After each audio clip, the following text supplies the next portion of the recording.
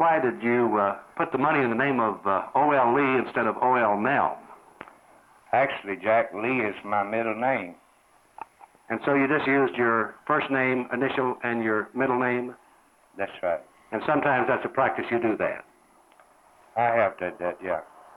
Well, now, how can you prove that money is yours?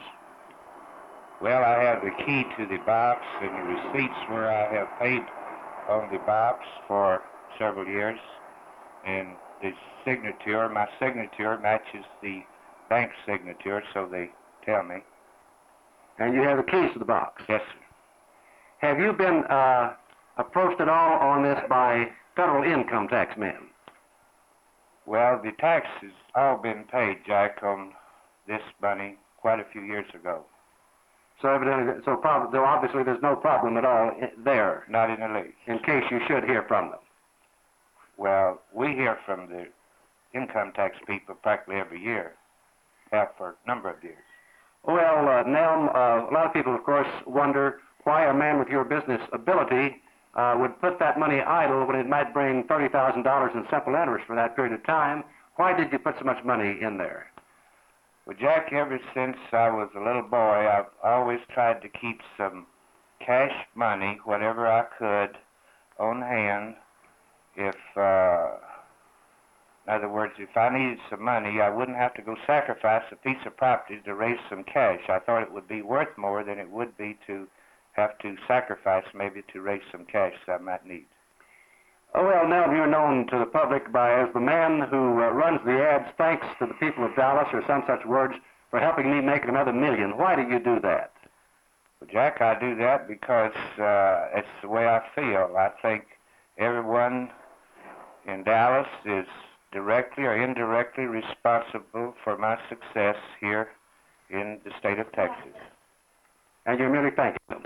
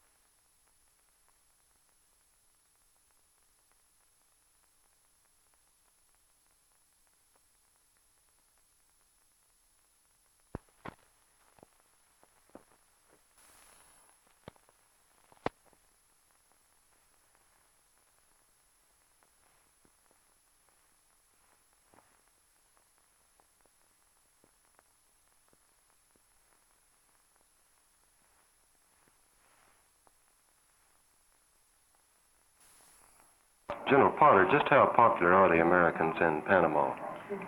Well, you'd be surprised, Mac, when you read in the paper about all of the unrest that you've heard about and the anti-American sentiments that sometimes are expressed in higher government levels.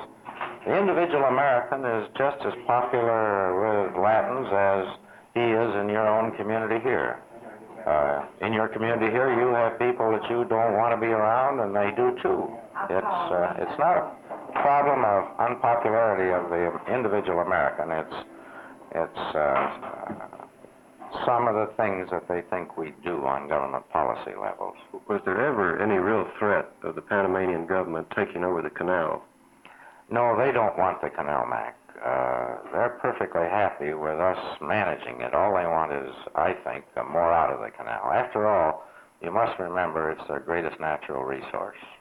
This recent publicity in regard to demonstrations, do you think that was a work of a few radical students? Or? In my mind, without any doubt whatsoever. It's not, I wouldn't say necessarily radical students, but it's quite obvious that the Soviets interested in our being out of that canal. It would be a great victory for them if we were out of it. It isn't the Panamanian population versus the Canal Zone population. It's an incitement by a few. Now, as recently as World War II, the Canal Zone had a great strategic importance.